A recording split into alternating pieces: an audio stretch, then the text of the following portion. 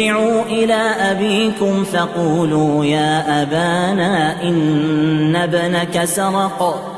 وما شهدنا إلا بما علمنا وما كنا للغيب حافظين واسأل القرية التي كنا فيها والعير التي أقبلنا فيها وإنا لصادقون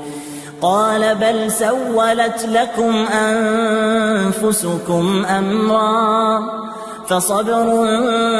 جميل عسى الله أن يأتيني بهم جميعا إنه هو العليم الحكيم وتولى عنهم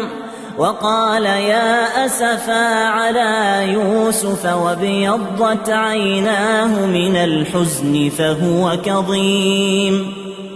وتولى عنهم وقال يا أسفا على يوسف وابيضت عيناه من الحزن فهو كظيم قالوا تالله تفتأ تذكر يوسف حتى تكون حرضا أو تكون من الهالكين قال إنما أشكو بثي وحزني إلى الله وأعلم من الله ما لا تعلمون يا بني اذهبوا فتحسسوا من